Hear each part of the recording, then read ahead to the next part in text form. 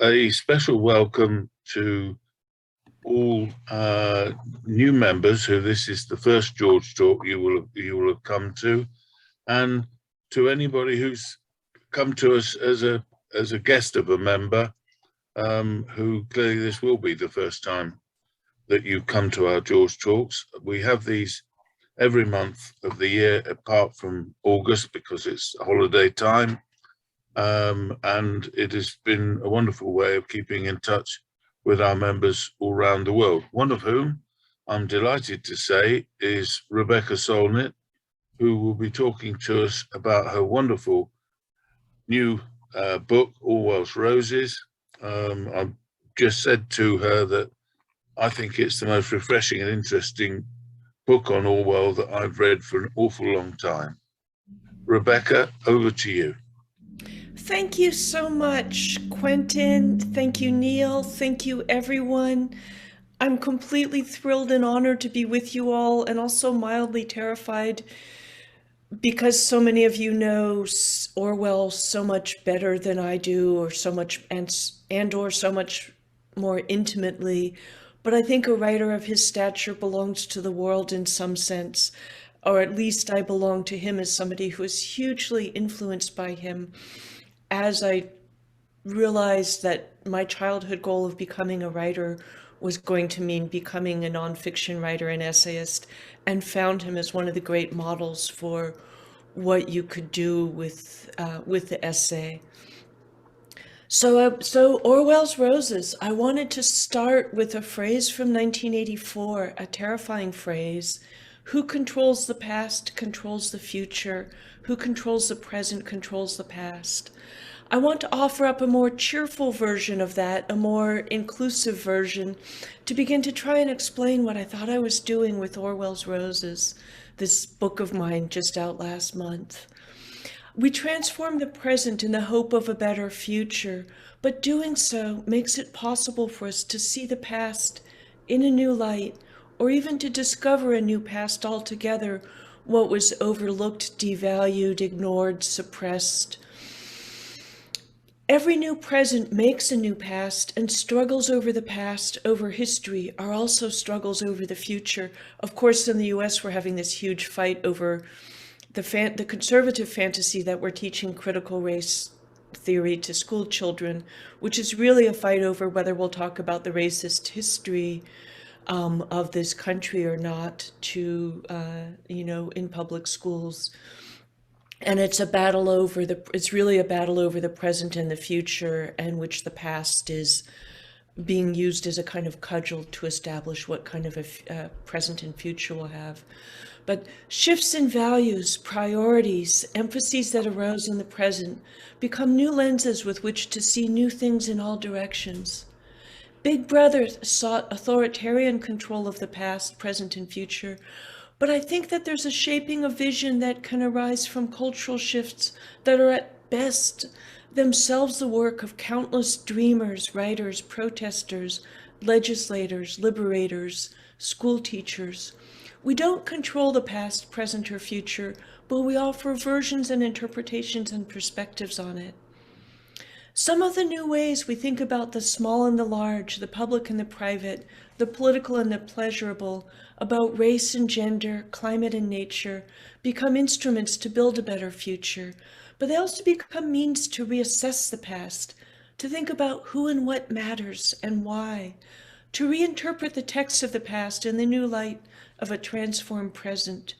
A new era requires new stories, and these often appear as we rethink the past, finding new heroes or dethrone old ones, shift the emphasis, shine light on what was once overlooked. I've been a beneficiary, a witness, and occasionally a participant in these grand changes, which have been so huge in my lifetime, so much so that at present I feel like we're laying to rest an old civilization, building a better, more inclusive, kinder one more aware of nature and the need to take care of it. So, and that's what illuminates this book. I think I'm trying to change things a little tiny bit, a millimeter further with this book, but written from the stance of a world in which so much has changed in how we think about things. And that's what made it possible for me to see Orwell as I did in this book. That and going back and looking at everything afresh after Graham Lamb and Don Spaniel invited me into their home in Wallington on November 2nd, 2017, and I met the rose bushes, which may, or as they informed me just before we went to press, may not be his roses, and I began to revisit his work and see it afresh. So, and to find in it a lot more cheer, a lot more joy, a lot more pleasure, and a lot more hope than I had seen there before. And I think, like a lot of people, I had a very conventional version of Orwell that looking hard after I met those roses would shake loose and I would see something really different. That's what I wanted to share. And in some sense, this book, which is about Orwell, about his roses, about much broader questions he touches upon in his work, I wrote because I think he's exemplary in some way of how to live your life in a difficult and demanding time, because I think we're in another difficult and demanding time, and we ourselves have to ask ourselves these questions of how to meet the demands the era makes on us without burning out, without becoming bitter or cynical, without being exhausted. And in some ways, all that time he took for his garden, for wandering around, for looking at birds, for reading for pleasure, for milking those goats, models in some way some of the possibilities of such a life. So I wrote this talk out a bit because extemporizing is always dangerous, but I'll do a bit of extemporizing and a bit of reading. So, and I want to say, first of all, this book is not a biography, partly because there are so many excellent biographies out there that cover his life with a kind of granular detail that I did not master. I was after certain particular things about his life and his work and his vision for my purposes, which were broader. It's a book in which roses are a portal for thinking about Orwell, but Orwell is also a portal for thinking about roses. Roses as a symbol of everything from the erotic to the sacred, as one member of the plant kingdom itself as what we war against when we push back into the sky by burning fossil fuels, the carbon they sequestered all those hundreds of millions of years ago, and in so doing created the coal, the oil, the natural gas, and the modern atmosphere on Earth now. So, and all this is a preface to saying why on November 2nd, 2017, I got off the train at Baldock on my way to Cambridge to talk with my dear friend Rob McFarlane about another book of mine. My friend Sam wanted to know if the fruit trees Orwell had planted were still growing, and he knew about those fruit trees because we'd been sitting around talking about trees in the summer of 2017, and because he thought he might make a film about trees someday, and he was interested in trees planted by notable people. I myself had been somebody who had loved Orwell's essay, A Good Word for the Vicar of Bray, since I read it when I was 20 or 21 in a big, ugly omnibus collection of Orwell's writings. And so I knew from that Orwell had planted fruit trees and roses in 1936. And so I mentioned that. Sam got excited. We went on to Google Earth, and I figured out the address in Wallington pretty quickly. But of course, all Google Earth shows you is big, blurry green blobs, which could be any kind of tree planted at any point. So Sam wrote a letter to the address, making the inquiry. And when I was on that train from London to Cambridge, I got off the train in Baldock, got a taxi who drove me that drove me out there. And it was such a country experience in that the taxi driver already knew the address, knew exactly who lived there, saw Graham standing in the lane and said, "Oh, there's Graham now, I'll just introduce you." And Graham, who, was so friendly and gracious, apologetic for not answering Sam's letter, invited me in, where Dawn was also really welcoming. And they are really why there is this book. So thank you both. I think you're online now.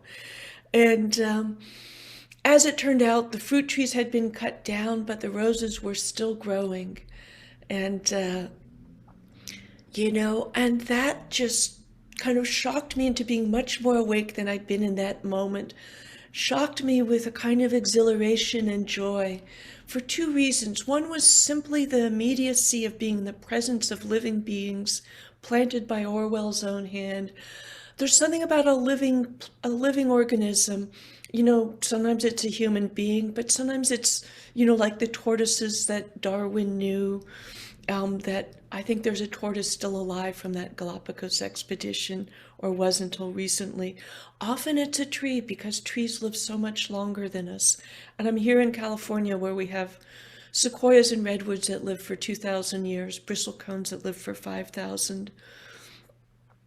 But the roses felt like they gave me an immediate, direct, visceral, living connection to somebody who had felt until then to me as far away as Shakespeare or Dante or Napoleon, but, was present in a different way with that.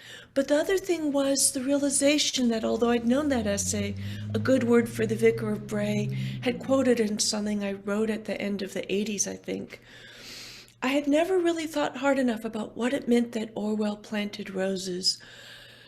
In a utilitarian and socialist perspective, fruit trees make perfect sense. They produce food, which is a quantifiable, useful thing, even though fruit trees produce so much more than fruit. They produce bird habitat, insect food, and bird food, sort of nests, shade, beauty, flowers, and, subjects for poetry, etc. But you can still rationalize them in a utilitarian sense. But to plant roses is really to strike out for pleasure and beauty.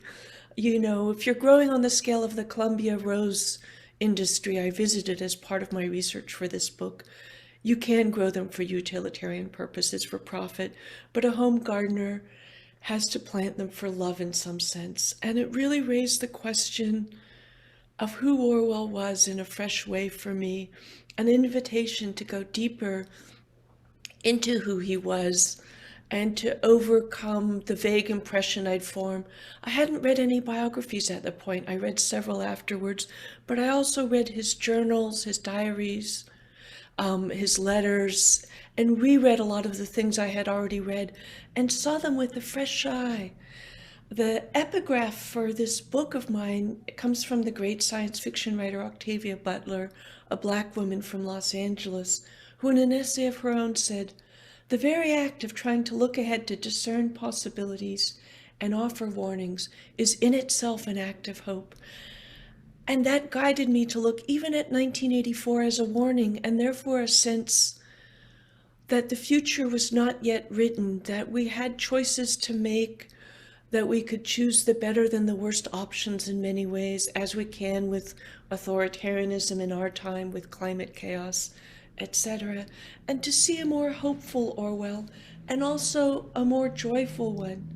George Woodcock wrote a beautiful sentence that felt like it defined the Orwell I found better than anything else anybody wrote.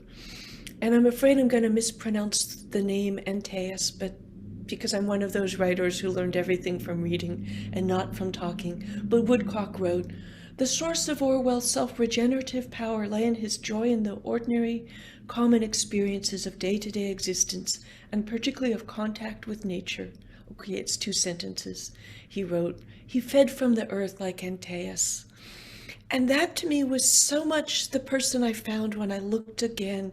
And the word joy was not a word a lot of people associate with Orwell, and to find it was exciting, because we often on the left and in the general puritanism and utilitarianism of the culture suggest that joy, pleasure, beauty are superfluous, are not really necessary, are something we can dismiss, treat as trivial, self-indulgent, not the real work, etc.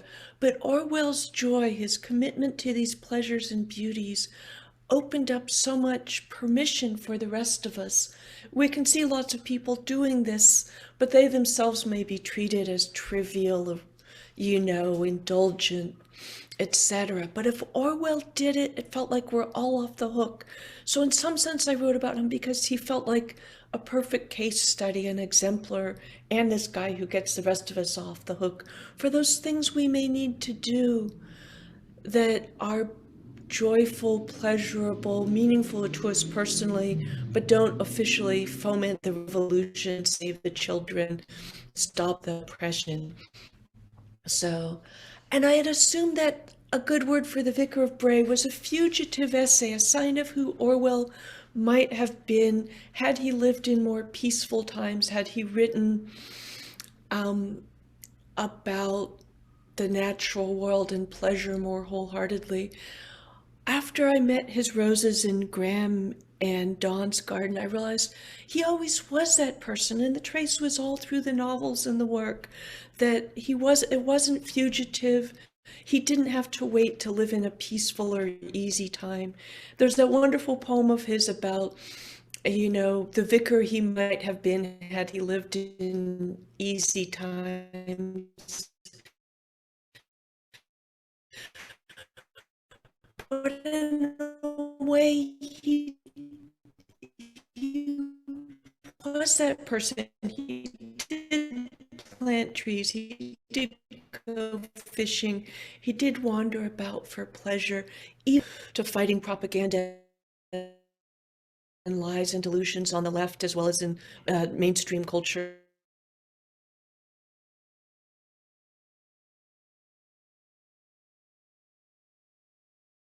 To convey. And and it was an invitation to look in many directions and to see himself as defending pleasure. Dorian Lynskey wrote something wonderful as a blurb for my book, that we all know what Orwell was against, but this was a book about what he was for. And I think what I realized is actually he devoted a lot of his writing to what he was for, but it may not always be how we saw him. They're of a totalitarian regime and what it can destroy. But what he's really writing about in 1984 is not how totalitarianism works so much, although that's there, but what it seeks to destroy. So he has to portray what it seeks to destroy. Memory, love, pleasure, beauty, private thought, private experience, the life of the senses, trusting your own experience. And Orwell was always defending these things.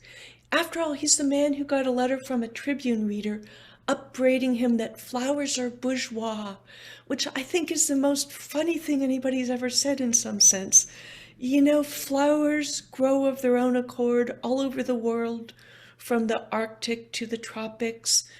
Without flowering plants, we would all starve to death almost immediately. Plants themselves have been a far more powerful force in making this earth and the soil itself than animals. In what sense are flowers bourgeois? Orwell, that same month, he wrote the essay about the Vicar of Bray, wrote that wonderful essay about finding beauty in toads, which also becomes an essay about resisting authority and the kind of the pressures on what we're supposed to like. He writes, "Is it wicked to take a pleasure in spring and other seasonal changes?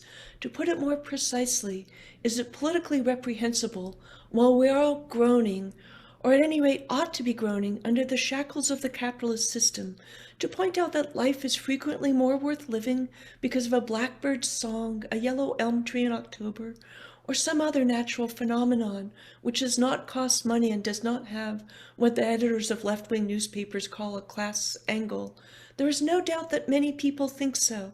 I know by experience that a favorable reference to nature in one of my articles is liable to bring me abusive letters." And so he's ferociously pushing back in defense of nature, of pleasure, of beauty, of bird songs, of the time and space in which to enjoy those things. More ferociously, he wrote in 1984, the sexual act successfully performed was rebellion. Desire is thought crime. I think I'd like to put in a word for it, unsuccessfully performed. But he's clearly in favor of thought crime, as well as the sexual act. And so I think that this version of Orwell, for me, really invited me to look again at these questions of what we value, what we allow each other to do, and of how sometimes these things that gets dismissed as trivial or indulgent might be crucial to sustaining a life that also does really important things as a school teacher, a doctor, a farmer, or anything else. There's a wonderful story I repeated in it where the artist Zoe Leonard told her friend, the artist and AIDS activist David Wojnarowicz, at the height of the AIDS crisis, that she felt guilty about making beautiful work. And he said something as he himself was dying of AIDS that was so wonderful, that I think spoke to what Orwell was saying as well. Zoe, these are so beautiful, and that's what we're fighting for. We're being angry and complaining because we have to, but where we want to go is back to beauty. If you let go of that, we don't have anywhere to go. And so I felt like I was giving myself an education by rereading Orwell and thinking hard in a way. I only really think when I'm writing about something and really apply myself harder.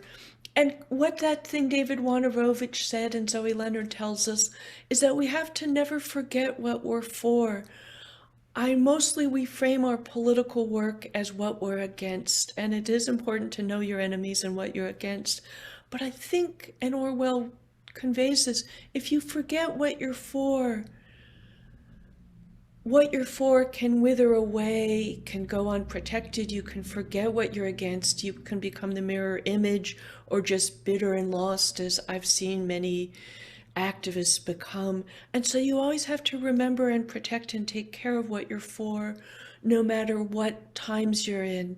There were people who planted gardens in concentration camps and the Japanese internment camps. In my own country, there were people who found it important to do this and also to do this other work. One of the wonderful things I discovered, I'll bring up in closing, is the origin of the phrase bread and roses that also seemed to speak so much to all this. And I wove it into the section of the book that's about Orwell in the Spanish Civil War, what he was defending, what he witnessed when he was there, how so many of the other people who came to fight against fascism got drawn into the Soviet Union's own horrific version of what the world should be and how to operate. And so that Orwell found himself in the three-sided war. But the phrase bread and roses, which we all know, meant so much more than I knew.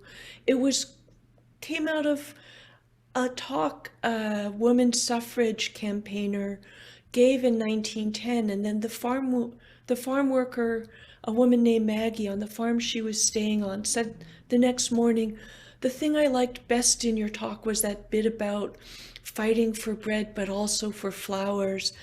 And the conversation she had with the women on that farm kind of crystallized the phrase into Bread and Roses, which then became a very famous poem published in 1911, and then a catchphrase that other labor organizers and left-wing types generally would use all the time. But what it really means is something quite radical, that what you're fighting for in these campaigns is not just bread, which I think every left-wing labor, kind of class or economic struggle is for, which is bread.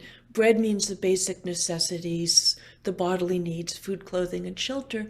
But Roses insists that human beings are more beautiful, complex, subtle, metaphysical, that we also need the things that feed our imaginations and spirits, that we need beauty, we need pleasure, we need joy, we need culture, we need nature, and we need the freedom and privacy which Orwell defended so well to decide what our version of these things is going to be. Because my bread and your bread might be the same, but your roses and my roses might be extremely different things. And some authoritarian regimes feed, clothe, and shelter their people more or less decently, but they assume the right to determine what the roses will be. So they put poets in gulags, they repress books, they determine what you can and can't do. Orwell said in one of his great lines, the imagination, like wild animals, does not flourish in captivity. And I know off the top of my head I got that slightly wrong, but you all know what I mean. And so the roses in Bread and Roses is partly a defense of the imagination, partly an attack on captivity, an insistence on a complex humanity and on the importance of protecting the fullness of our humanity when we do this work as activists, and in celebrating and enjoying the fullness of our own humanity the rest of the time in our private pleasures and joys and the things that sustain us so that we can be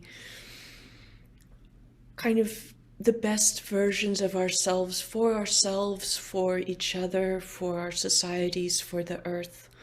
And that is some of what I garnered from going back and rereading this work I thought I knew, from meeting the roses that he may or may not have planted himself, from thinking about roses, from thinking about who we need to be to take care of each other, to take care of the earth entrusted to us now that human beings have become so powerful a shaping force in the Anthropocene, to resist the authoritarianism that would crush so much that matters, to dispel the lies and defend the truth, to tell better stories, to listen better, to do this work he encouraged us to do. And so that's, I think, my talk. And thank you all so much for listening. And now I'm look forward to seeing what you all have to say. Thank you. Thank you very much indeed, Rosemary.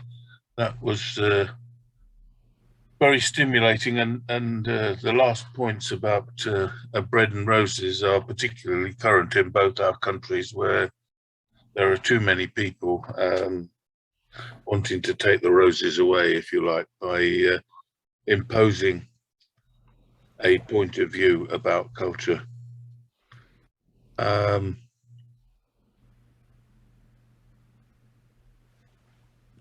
Who would like to ask the first question?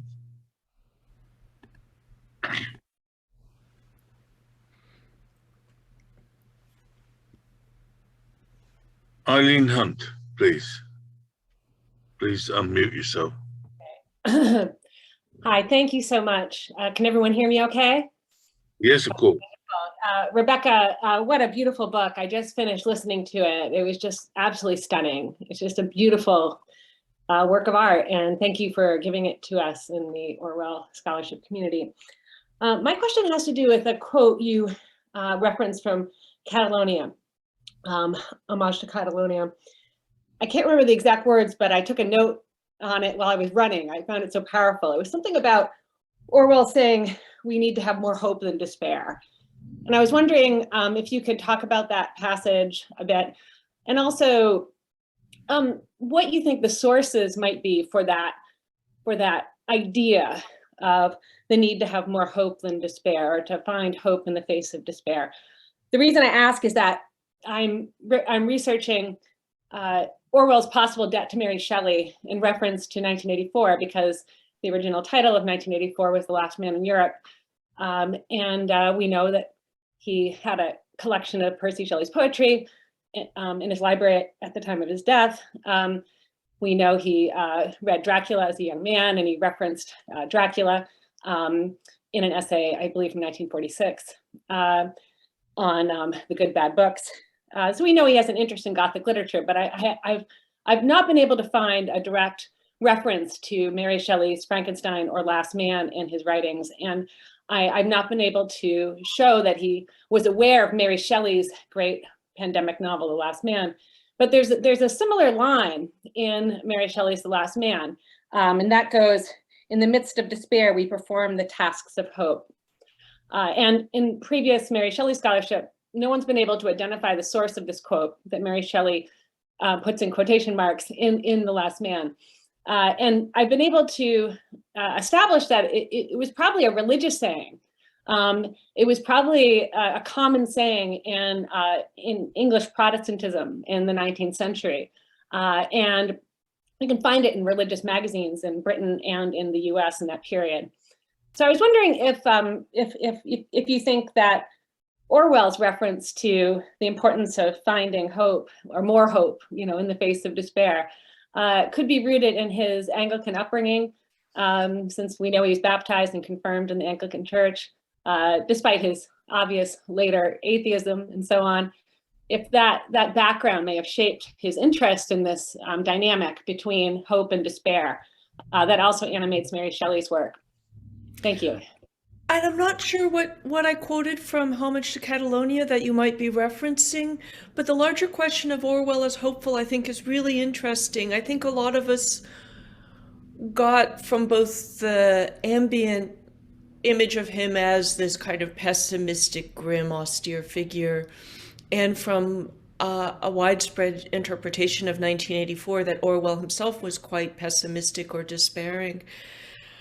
I love that Margaret Atwood's reading of 1984 is that it's actually a hopeful book because the appendix at the end of 1984 is clearly written after the Big Brother regime has ended.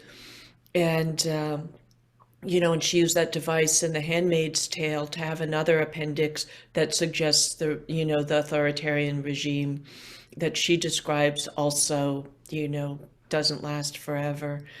But I think Orwell's hopefulness also just shows up in that he remains committed until the end. And, that he's never like, oh, we're all doomed, I'm not going to bother anymore. To continue to write is to continue to argue for what he believes in, to think that it's worth doing.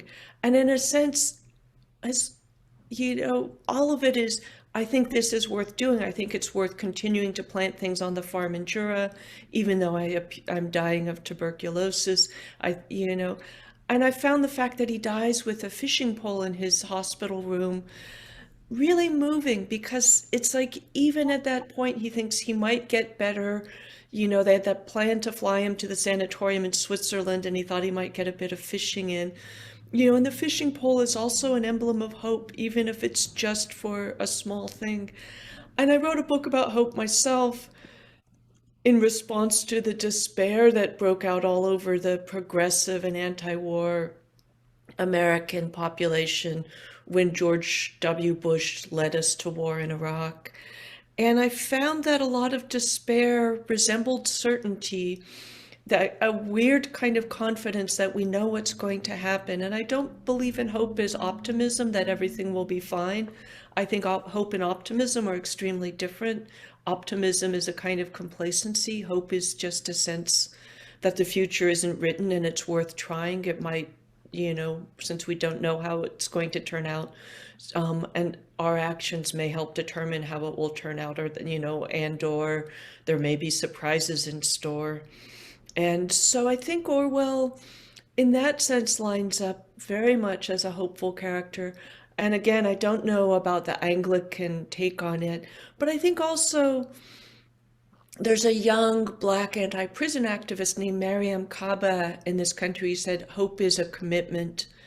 And we always think of hope as sometimes as an emotion, but I think it's also a commitment, a refusal to surrender.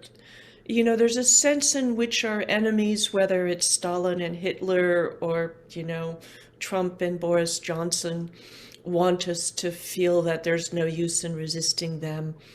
And, and resistance consists of refusing to give up the hope that they're not they haven't won, it's not all over, etc. So I see hope as a kind of ferocity in that sense that may go in the face of the evidence. There are a lot of points at which, it may seem quite likely that you're going to lose, as it seemed to Britain before the US joined the war, when Britain was standing alone against the Axis in the war. And and you look at the Blitz and Londoners don't give up. You look at all the ways in which people don't give up. And this is obviously something I've thought a great deal about. I'll end with one thing. I also think Orwell's illness may have been, in a weird way, a source of hope for him, in that something I see around climate a lot of times is that there are these newcomers to fully facing how dire the climate catastrophe is. And they often remind me of when people first get a cancer diagnosis, that they're overwhelmed. They're just like, oh my God, I'm going to die. I'm just going to give up now. There's nothing I can do. And then they go back to the doctor, and the doctor's like, well, their survival rate if you do this very intense bout of chemotherapy or targeted gene therapy, etc., is actually pretty high, but it will be kind of grueling. So the newcomers are often like, oh my God, we're going to die, it's all over, and despairing. But the people who've kind of adjusted to the new reality, as you do when you have a serious diagnosis, I've had one in my not so long ago past, is that you don't hope for what you used to assume, which is that you're perfectly healthy and everything will be fine. You hope that you can do this difficult and intense thing and survive. So I think there's a kind of hope that comes from, as Orwell said, facing unpleasant facts, that the very business of facing them is the willingness to engage with them as worth engaging with, because you think that there's some hope, that there's something you can do. And that's certainly what I am always trying to exhort people to do with resisting various kinds of oppression, with doing the work around climate. And I think Orwell, in a different way, was as somebody who never gave up. And thank you very much, Eileen and Rebecca. I'm pleased to see there are plenty of people asking questions. Norrie, you're first. Thanks, Quentin, and thank you, Rebecca. I think you've done us all a great service by drawing attention to how important Orwell's love of nature was in both his life and in his work. And I think that's an element of Orwell's life and work which has been undervalued, in a sense. It's not been known as much as it should be. And I think his observation, his close observation of nature and of bird life and of fishing, indeed, all of these things are very, very relevant to his politics, because he was so clear in his observation that he was able then to have insights into the political life which other writers were not. And my question to you is, how important do you think Orwell's approach to the significance of nature was compared to other writers? How far was he ahead of his time compared to other writers and thinkers of the time? Are there other people that you can think of who, could be considered as similar to him, or conservationists in the way that they approached nature and life? And it's interesting because he died so relatively young. I don't think, I think there's people like Rachel Carson who are not that much younger than him, but whose work doesn't begin to really make an impact until much later. She did publish her first book about the sea in 1941, but her book about pesticides comes out in 1962. But I think a lot of people were actually utterly dismissive of nature. I think that there's writers like Virginia Woolf who were not dismissive, but also not thinking as hard as Orwell was. And, and I quote both the photographer Henri Cartier-Bresson, I should say, who said, "The whole world is falling to pieces and Adams and Weston are photographing rocks." An exclamation I've always loved. I'm a Californian, and Ansel Adams and Edward Weston are California photographers who were photographing the natural world. And Ansel Adams would go on to become a really important environmental voice, a board member of the Sierra Club, one of the most audible opponents of Ronald Reagan's anti-environmental policy, etc. Actually, trees and rocks and water are going to become absolutely crucial for a survivable world.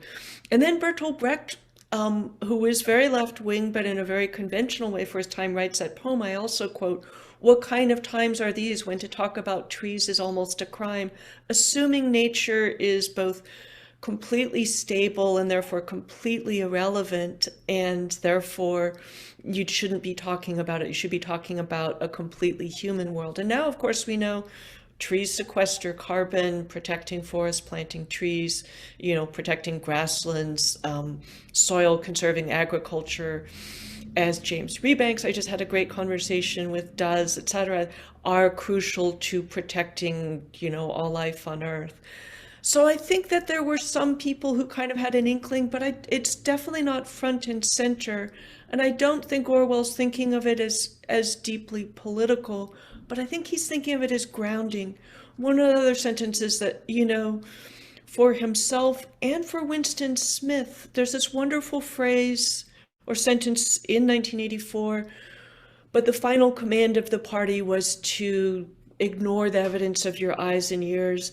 And that really led me to think about how much Orwell thinks grounding in immediate experience, trusting the evidence of your eyes and ears, paying attention to empirical experience, the evidence of your senses, going out into the world and observing for yourself, which you're most likely to do if you're observing stuff that you enjoy, paying attention to, and understanding what you're seeing, trusting your judgment.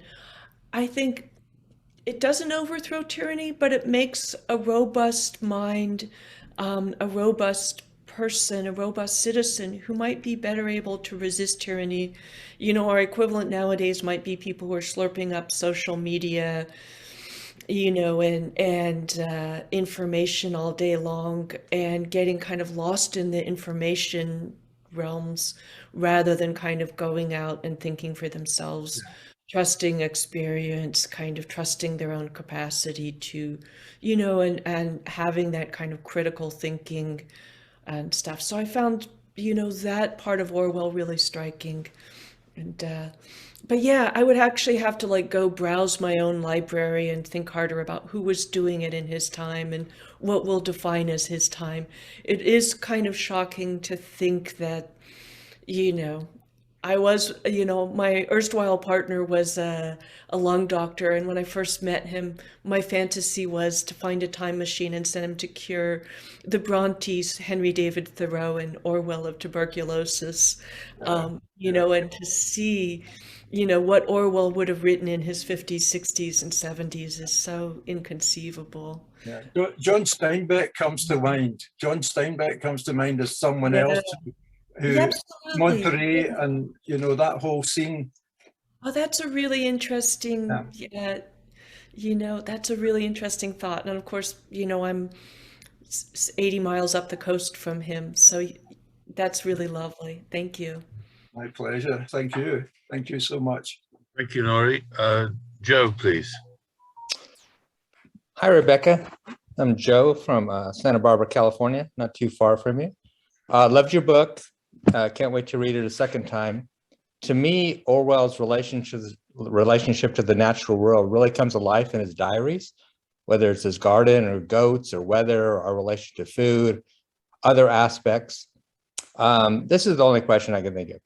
There's so many great books and writers now who are defending the truth. What writers or publications do you believe Orwell would be reading or writing in now? What do you think? I mean, he's Orwell, so he would be focusing on the major issues and getting deep into all sorts of things. But what do you think of who's writing is defending the truth like Orwell now, and what publications do you believe that are doing the same thing? Those are two great questions.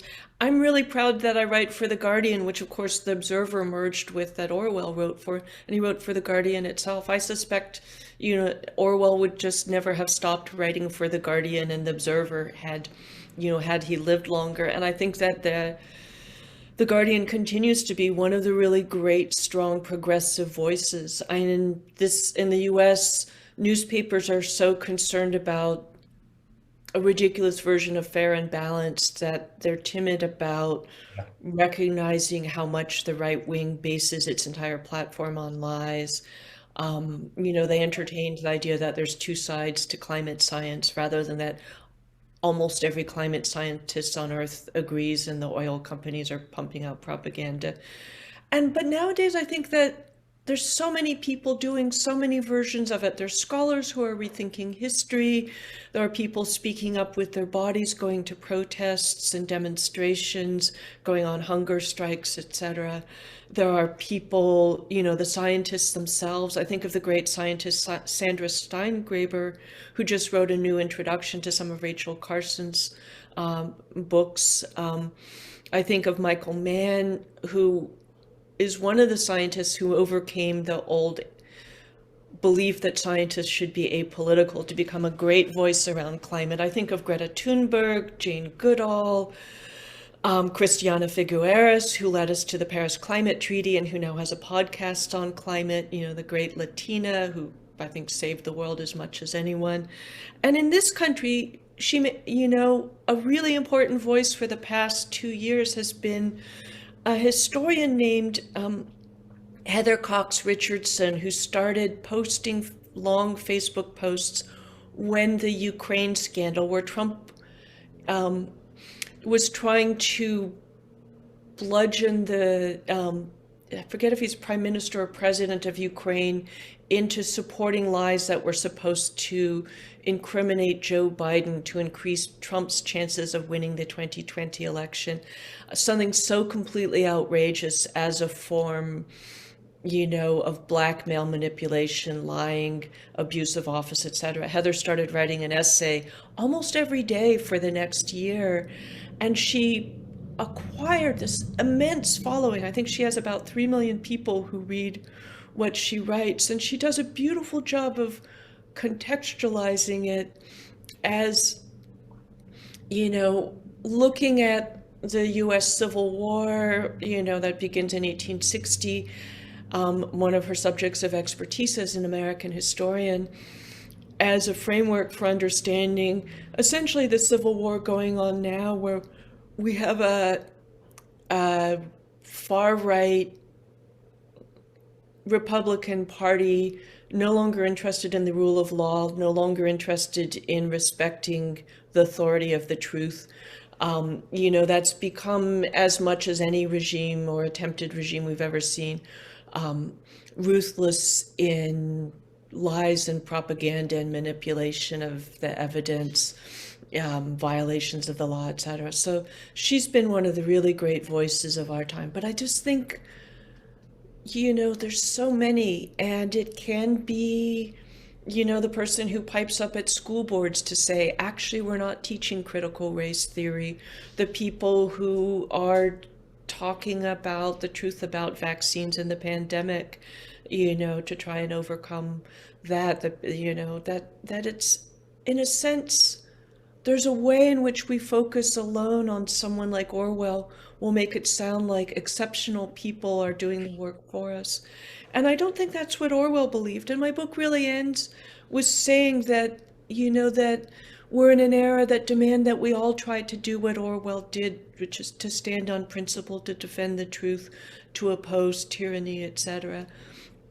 And what does make me hopeful myself is seeing how many people are committed to that. One of the beautiful things that happened after the Trump election, which I know may seem like a strange sentence, or the strange beginnings of a sentence, but one of the beautiful things was to see how many people didn't just care about their own personal security, safety, comfort, but actually cared about truth, the rule of law, justice, the protection of the most vulnerable, and who really got involved in politics and actually swept a wave of more progressive candidates than we've ever seen before into office in the US. People like Alexandria Ocasio-Cortez. The Democratic Party has elected more women and people of color than ever before since Trump came into office. And so to see that actually people who we often, when we're cynical, think human nature is basically selfish. To see how unselfish people were, how much they cared about principles, ideas, and values, and the well-being of the whole, to see that they were truly citizens in that sense. So, and that was another long, rambling answer, but thank you. It was a fabulous answer. Thank you. Thank you.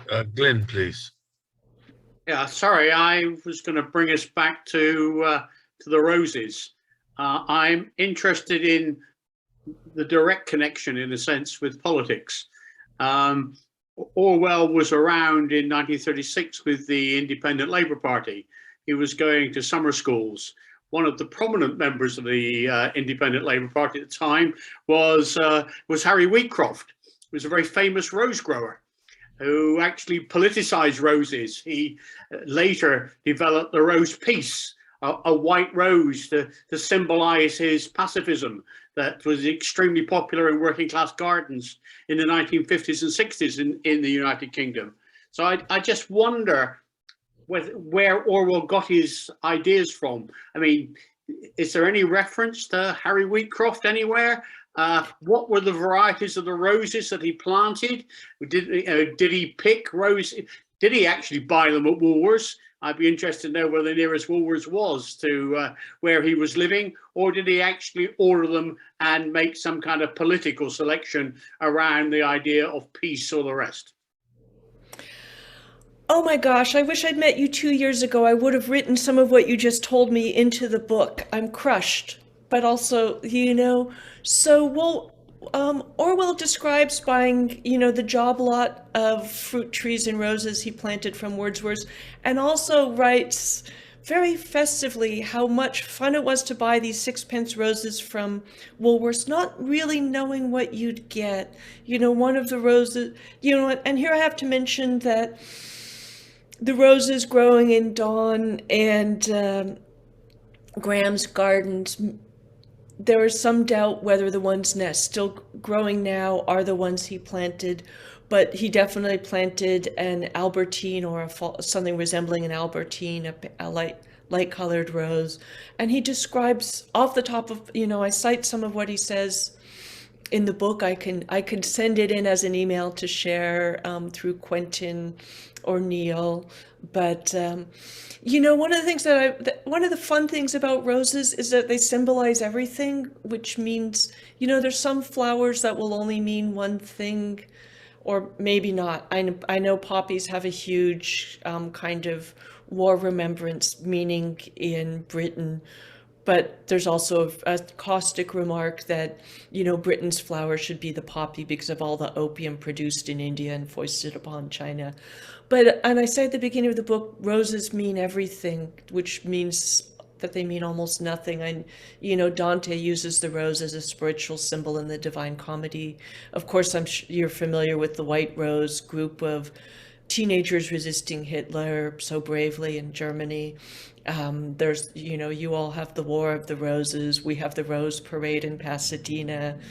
Robert Burns has a love who's like a red, red rose. Gertrude Stein has a rose is a rose is a rose.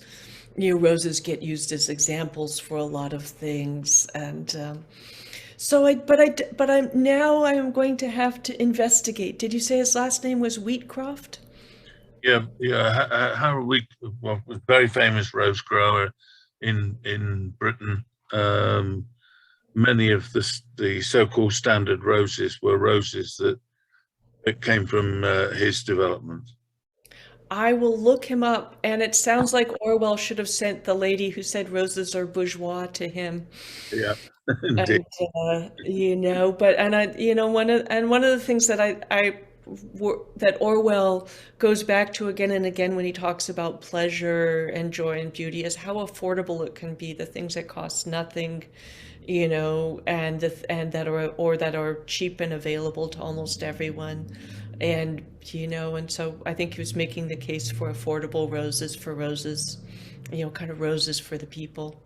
And of course, Bread and Roses is itself a great kind of labor and suffrage insistence on roses as something everybody had a right to, both as literal roses should they so desire, but as standing in for, as a symbol again for the larger, the larger business. Thank you. Alex Brooke, you'd like to ask a question? I think Rebecca's answered it, but to me, my main question was how, can we use Orwell in today's left of centre political struggles in Britain and the USA, such as, regarding climate change, imperialism and war. But I think Rebecca's answered, the basis of that question. I felt she had, but I didn't want you to feel you're being ignored, Alex. Okay. I think it actually brings up something more.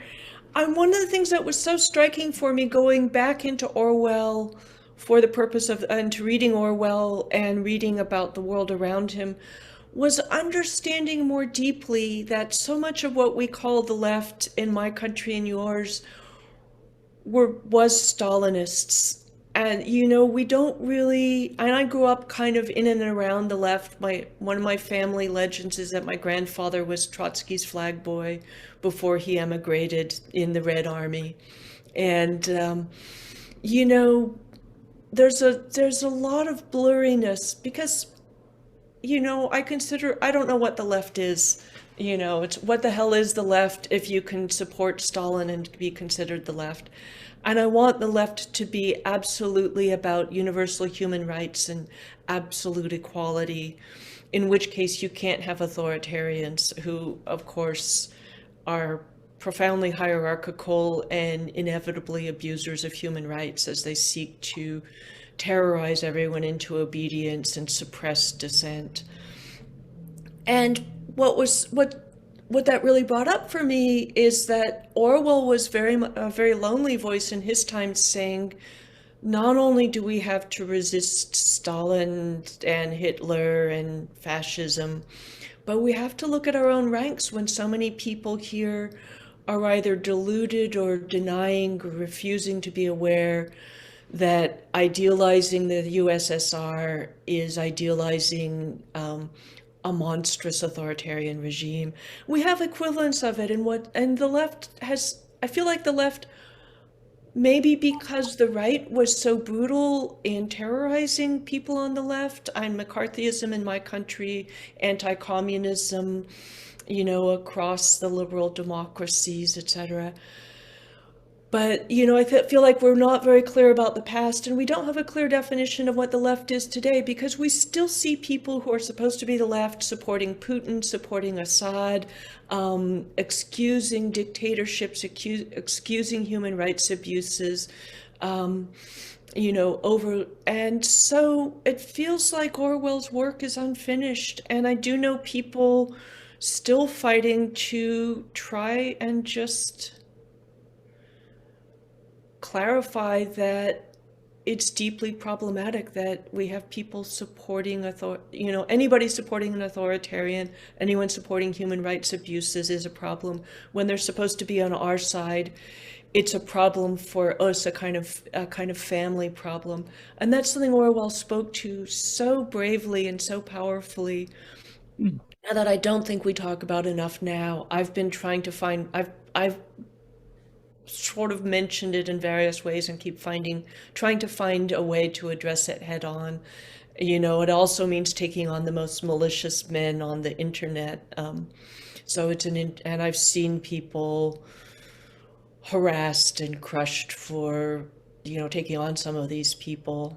And so I think I think you had a completely fresh question, and it's a really important one, and a way in which Orwell is still relevant, because we still have a left that is incoherent and contains huge contradictions and doesn't have a clear definition of its values. And I don't really want a gatekeeper saying you're a leftist and you're not a leftist. I'd be happy if, okay, they're the left and we have to find some other term for those of us who are committed to human rights and equality. Thank you. Douglas. Thank you, Quentin. Hello, Rebecca. I'd loved your talk. I'm very much looking forward to reading the book. I've got a question for you as a writer. And I want to preface it with a sentence, reminding you of a sentence you probably know very well. It's this: so long as I remain alive and well, I shall continue to feel strongly about prose style, to love the surface of the earth, to take a pleasure in solid objects and scraps of useless information. And that's a list of things that Orwell was for, as you were talking about. And it begins with care for a particular kind of writing. So my question is, I'd like to ask you to tell us a little bit, if you can, about what you've learned from Orwell as a writer, particularly perhaps as an essayist. So, that passage from Why I Write served, the larger paragraph served me as a credo. I gave it to students when I taught writing, etc., for a long time before I ever realized I was going to write anything substantial about Orwell. But one of the things and I learned so many things doing this deep dive back into his work. And one of the things I think is really crucial about Orwell as a writer that that was important for me is his sense of integrity. And one of the questions that arose for me was, what is Orwell's sense of beauty? Obviously, he likes flowers and the natural world, but he's also really interested in beauty and language. And what does that consist of? He mocks himself for the purple passages in his prose and says it was when he was least political that he was most liable to indulge in that kind of purple passage. But I think that what he's really committed to in writing is something that's both ethical and aesthetic. And he's one of those people for whom the ethical and the aesthetic are inseparable. I think people often separate them out in problematic ways. But integrity for him in writing means that words are an honest contract. In political speech, in all our speech, we use language as a kind of contract. Words have power. I tell you that your mother just died. If it's false, I've just cheated, or that, this didn't happen. I didn't steal your lunch or something like that. A lie is a broken contract, and it abuses language to make a false contract with it, or to not allow you to know something that I know. And so Orwell saw language as contractual and was deeply committed to honest contracts with his own language, and in calling out the dishonest contracts around him, whether as people defending the indefensible by using vague, inflated, circumlocutionary language, or the kind of harshness of suppression, etc. So that was one of the things I think he influenced me as a stylist, with just the kind of profound clarity of his language. If language is a contract, some of us are better at making really clear contracts than others, and he's very clear. And his courage and integrity in standing for what he believed in, whether or not it was popular, whether or not people agreed with him. But something also that was really beautiful in going back to the work was seeing that he never separates the small and the large. In his work, you often see something that could be considered by some kinds of writers irrelevant or unnecessary. There's a wonderful sentence he has, or a couple of sentences, when he's in Stuttgart after the war as a journalist, and he describes seeing a dead German soldier who somebody has put a bouquet of lilacs on. I think some journalists would not bother to mention the lilacs, but for me, just that inclusion tells you so much, that this person, any British or American, any English-speaking reader would look upon as the enemy, was probably somebody's beloved. That even though Stuttgart had been destroyed by hundreds of tons of bombing, the lilacs were still blooming somewhere around there. That even though the historic time of war was the time Orwell was reporting from, the cyclical time of nature was still going. That even though there's ugliness, there's beauty. Or another thing that I love is he wrote that essay in praise of wandering around and poking around in junk shops. And that's exactly the kind of thing the flowers are bourgeois ladies and men would dismiss. But in them, he finds the coral paperweight that becomes a crucial symbol for 1984. And so I love that he never divorces or insists on separating or segregating the small and the large, that he's very committed to paying attention to details. Something I learned from Homage to Catalonia decades before, and that influenced my second book, which is about the nuclear wars in the West that were not supposed to have begun, but with so-called nuclear testing were going on at the rate of a nuclear explosion a month for 40 years in the Nevada desert, and the Indian wars that were supposed to be over but were continuing by other means. So in that book, Savage Dreams, I learned so much from Homage to Catalonia that you could be absolutely loyal to a side and still see its shortcomings, and that firsthand details could greatly enrich an account of something as big and historic as a war, a struggle, causes like that. So I think his commitment to the small, the detail, the acute observation, and to language's honest contracts were some of the things I got from him. These are Thank great you. questions. Thank you. Chris Angel. Chris. Yes, thank you, Rebecca, for this wonderful and fascinating book. I really enjoyed reading it so much. And I wanted to return to this idea of bread and roses that you talk about in the book a lot. And this is, again, from perspective of a Californian. So if I think about here in the United States, I think about like our wonderful national parks that sometimes critiqued as being sort of the place that's only accessible to the middle class, and because the United States, sometimes just to the white middle class. And then I think about Wigan and what you describe in your book, sort of the infernal slag heaps and the landscape of Wigan, and just how, if Orwell thought about, from your reading, or had anything to say about how nature or planting a garden might not be accessible to some people, particularly because he was interested, obviously, in these issues of class. And is there a solution to that he might point to? I think he was very aware of inequality of many kinds, and he did celebrate hearing a bird song in London, and he wrote that wonderful essay about books and cigarettes, where he argued against the assertion that cigarettes or that books were unaffordable to working people by pricing out what a heavy smoker like himself would spend on cigarettes per week versus what books at the time cost.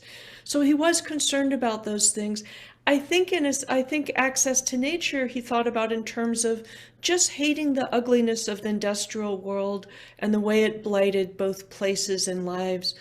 So, and of course, when I wrote in an earlier book of mine, My History of Walking, Wanderlust, I was really excited to discover the working class revolution in climbing around Manchester and other industrial cities, and the fight for access to the Peak District. And Britain has these great battles over right of way and defenses of that. And of course, in our country,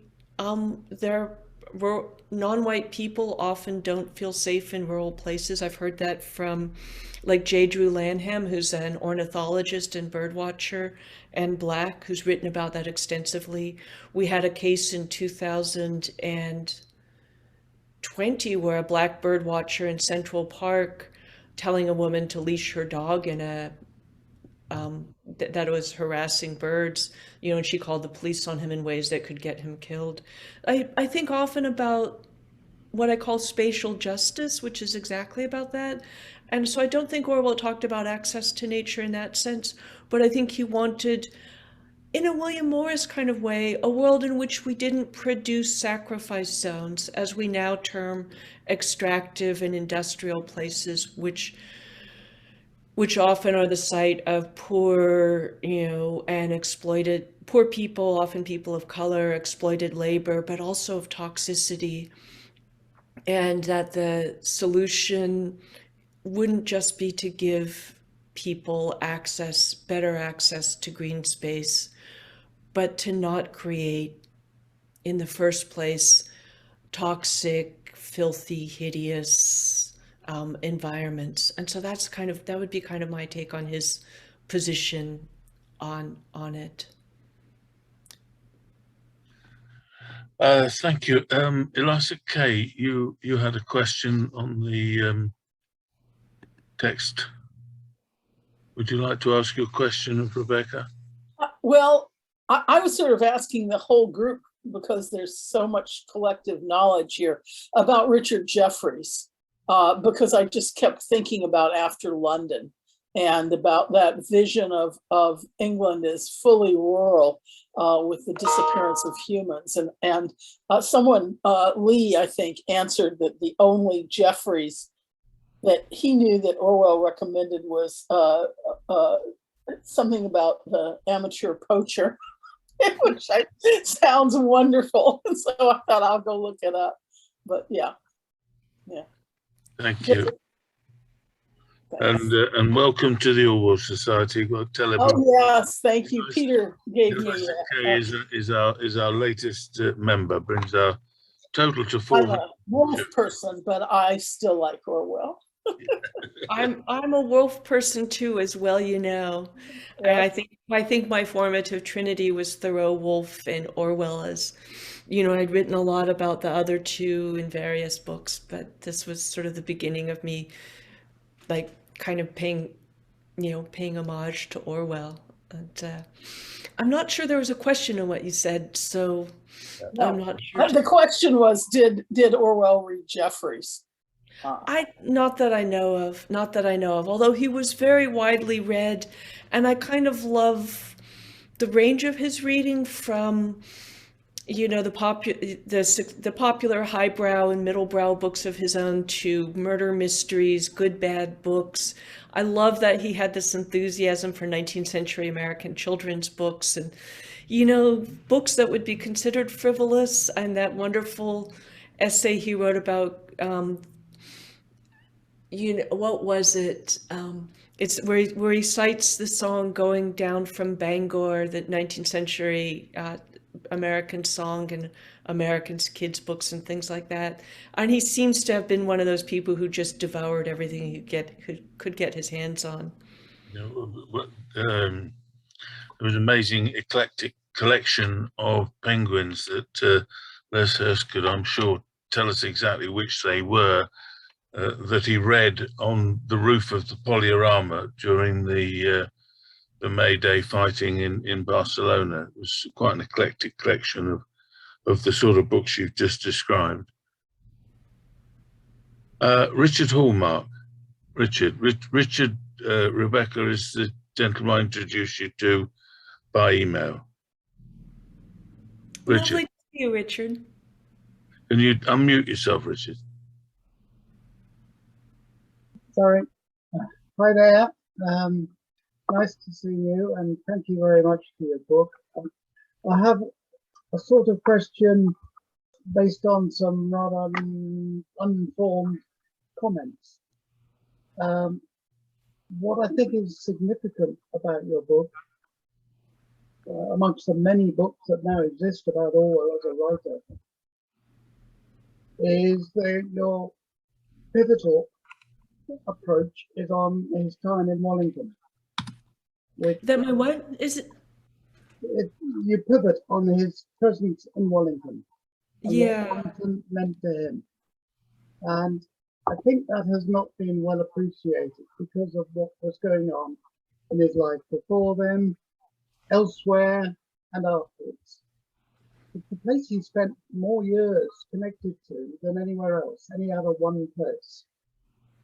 And his behavior, apart from the writing, another place that he clearly had significant connections to was Europe. He was planting, gardening, enjoying the nature while he was writing the great book of 1984. So Wellington was significant. But it's not an accident, I think, that it's not been well appreciated, because from the time he died, commentators, not least of all on the so-called left, have been pulling on his shroud to try and claim the Orwell that they wanted, or sometimes to defame him.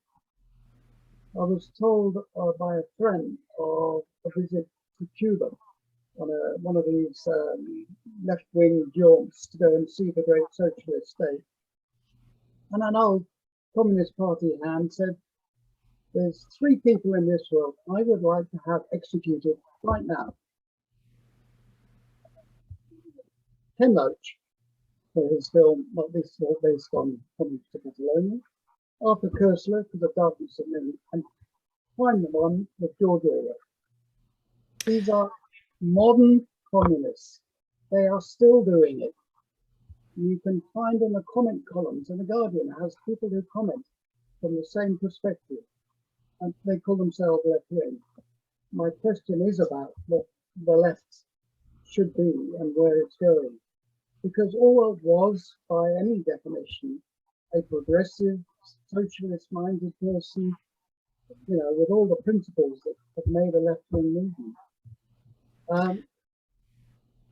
The discussion about what his meant has been dominated for a lot of the discussion by people with an axe to grind. On the cottage in Wellington was a plaque which had a date for him living in the village. And the date when he lived there was given as when he went back to London at the beginning of the war. But in fact, he was still going back to Wellington during the war. It was still important to him. But no, we don't want to hear that part of the story, because it's the way it's been written. It was to make it seem like his presence in London was more important than his presence in Wellington. Nothing new about that, Richard. Sorry, I'll keep it brief. In Wellington, he wrote or started writing the greatest books of his life. Now, I think most people have come to appreciate appreciate Orwell, not from the commentaries, but they appreciate Orwell is from what he wrote himself. I know that I read Homage to Catalonia when I was a young teenager, younger than many people. It certainly formed my political outlook. And like yourself, to some extent, I wouldn't have called it, but I was some sort of activist, socialist of a kind, never a great joiner of parties, but I didn't get to Orwell through reading about him. It was what he wrote himself. The problem we now have, as you indicate yourself, is what it is to be left, what it is to change the world. How do we go about it? And traditionally, the masters that Orwell was warning his world about, and his warnings apply to ours, you've got to organise. The Communist Party was putting itself forward as the only people who could organise the people, the working class. And of course, it didn't really mean just organising for a revolution and everything would be nice afterwards, despite the slogans. So the question to me is, getting Orwell is one thing. Where do we go with what he had to say then in our current context? And he feels so relevant now, you know, and I have to say that your connection is not very good, and some of what you say got garbled, but I did understand that last question. What do you know? I think Orwell is, you kind of wish, you know, I joke sometimes because I've written a lot about violence against women that, you know, all this work I've written would become irrelevant if men would just stop doing this. You know, Orwell would be irrelevant in some ways in a utopia, in a world in which authoritarianism, propaganda, lies, human rights violations, etc., were no longer a thing. But of course, we're very much in a world where not only did they never go away, but in many parts of the world, they're on the rise, from Myanmar, Burma, where he served as an imperial policeman, to, you know, in some ways, the United States and, you know, many other parts of the world. So I think, you know, I think he's been everybody's great tutorial in recognizing that authoritarianism is not just authoritarianism over the physical, material, economic, you know, structures of our lives, but over consciousness and language itself. And, you know, and there's a wonderful passage. Let me see, I might have it lounging around here on my table, but you might not want to wait for me to look for it. But it's by, you know, okay, we'll forget that. But it's by, I think Joseph Brodsky, saying that, you know, fascism, or fascism, authoritarianism doesn't come in wearing jackboots. It starts with the language. So, and we can see that so much with the attempts to control language, to ban, or refuse to recognize certain kind of language, whether it's how we're talking about 19th century American slavery, the refusal to recognize just the existence of trans women in lots of parts of the world, the bogus arguments being put forth about the bogus solutions to climate change being put forth, and we're drowning in disinformation and misinformation. And Orwell continues to be, I think, as good as he ever was in helping us resist it, navigate it, understand it, recognize it, and that's part of what makes him worth continuing to talk about now. So thank you. Joe, you'd like to ask another question? Yes, thank you. During your, it's a quick one. During your research for this book, Rebecca, are there any books or journalism that jump out to you that you'd like to mention or could mention? There's probably lots of fantastic things, but not off the top of my head would be the very short version, other than lots of Orwell himself. But what was really interesting was to go through the 20-volume complete Orwell, which I was using from the UC Berkeley Library, University of California Berkeley Library, and then came the pandemic and I had to buy some editions online. And seeing his work chronologically and how differently it felt to understand, oh, he wrote that very early or he wrote that very late. One of the things I was really excited by was to see this great cluster of essays about everyday pleasures and joys written between late 1945 and when he stops off doing all this periodical writing to move to Jura and start 1984. And but the rest of it, I did love Peter Stansky's and Dorian Lindsay's books, and Peter was a great help in the books in person when I visited him. And I just wish there had been a third volume to his essays with his books with his partner on Orwell. And I'll have to think about that, though. I'm the person who always walks into a bar and can't remember what I like to drink. The person who can't remember what she just read. So. Thank you. Richard Keeble, I think we'll make this the last question. Rebecca's been very generous with her time. Richard.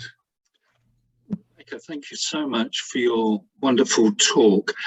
I think if I consider Orwell's life, career and writing, I think I learned from it the importance to embrace complexity, ambivalence, unknowing, opposites. For instance, there's hope, there's also despair, there's truth, there's also unknowing. It's that complexity that an ambivalence and contradiction and unknowing that I draw from Orwell. Would you agree with that perspective? I think both he and Hannah Arendt were anti-ideology when ideology means a worldview so airtight that empirical evidence doesn't enter in, that Orwell was passionate about that firsthand experience. As I was saying, when he talked about the final command of the party was to ignore the evidence of your eyes and ears. Hannah Arendt has a wonderful sentence in On Totalitarianism that the ideal subject of totalitarianism is a person for whom truth and falsity, the distinction between truth and falsity no longer matter, which is to say the ideal subject for resisting totalitarianism is somebody who is passionately committed to discerning the difference. So yeah, I think that Orwell is always trying to be anti-ideological in terms of not ignoring the complexity, not sort of pushing the world out into airtight compartments we don't have to go back and question again, and continuing to question. One of my favorite aphorisms ascribed to Albert Einstein is everything should be as simple as possible, but not simpler. And that applies to an Orwell who deeply identifies with the left, but sees the sins of the left, who can be